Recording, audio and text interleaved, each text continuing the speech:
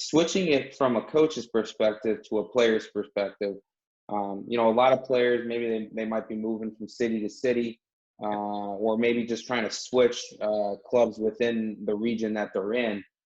Can you tell us a little bit more about the process from a player, what they should look for when trying to find a new club? Who should they speak to? Um, Give us some perspective on how you'd approach as a player. Yeah, most definitely. So the really good thing about soccer today is clubs are very, very organized.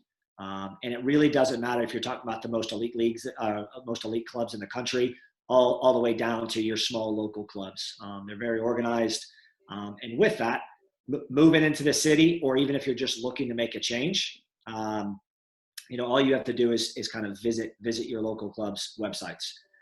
So the easiest, instead of trying to merge those two pieces together, I'm actually going to break them up. So if I'm moving to a new city, a little bit of the club that I'm going to be searching for is going to be based on the level of my child. And sometimes this is really hard for moms and dads, especially maybe moms and dads who never played this particular sport, to go, how good is my child? If they're on the younger side, it's usually going to solve itself pretty quickly.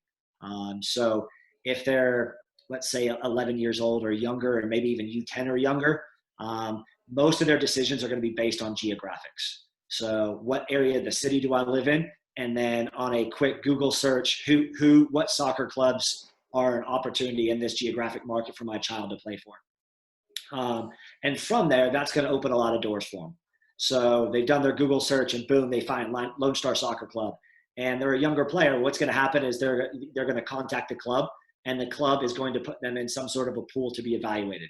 And then their future is then laid out for them within an organization such as ours. So the top players will be pooled together with the top players. And as they go through each cycle of their annual development, they're either going to kind of stay with their team, be moved up, and potentially in some cases, and it's super appropriate for this to happen, and parents shouldn't fear away from it, move down to help them move up. Sometimes parents are very scared about their kid moving maybe down a team. But I have, one of my favorite players I ever coached at 12 years old. I had to go have this really long conversation about how I was going to move her daughter down one team for 1 year, but that was going to help her in the long run.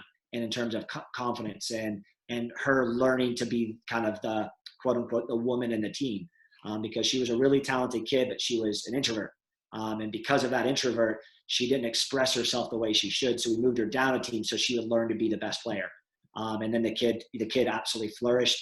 And the plan exactly that we laid out for the child ended up working out for her really well. Went to play college soccer. And to this day, I have a relationship with that family. And she's like 24 years old now, which is really, it's really fulfilling to me. But anyway, to get back on the subject, that's for like the younger player. For an older player, maybe moving to a new city, their mom, the parents are already going to know kind of roughly what level player they are just by the league they played in. So let's say a child from California, because this is happening a lot right now, a family from California is moving to Texas. Most likely, if you're a very high level player, that child either played for a DA club or an ECNL club. So as they move into now Austin, Texas, and they're looking for the club that they're gonna, their child's gonna play for, all they have to do is go to the website of the Development Academy or the website of the ECNL, go to that conference, and then find the clubs that currently compete at that level. And then from there, they can just contact the club and then get evaluated and placed from there. And this same thing would apply for the most part based on the level. So if they're a USYS, if they played in USYS in California and played in Cal South, then those teams are going to play in National League or a regional league or a local state league, and they can just look for different reference points on those websites to find an equivalent level in their new city. And in terms of who to contact, I would always recommend going to the club's website, finding the girls development, director of coaching, and contacting the most high up person they can find, because that person is if they're not going to be the right contact, they're going to put you in touch with the person you need to be in contact with. So for instance, if they contacted me and I oversee currently the Girls Development Academy, but I also oversee what we put as our DPL and our DPL red teams, which is our first, second, and third teams in every age group. If they were to contact me, and they don't fall in that category, then I would be able to put them in touch with the director that they would fall in terms of a competitive level within our club.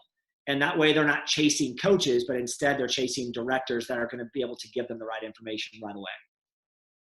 Does that make Gotcha. sense? Yeah, that's all. Yeah, it's some great information, and I feel like every state is handled differently. Every club organization is handled differently, and there's so many options out there.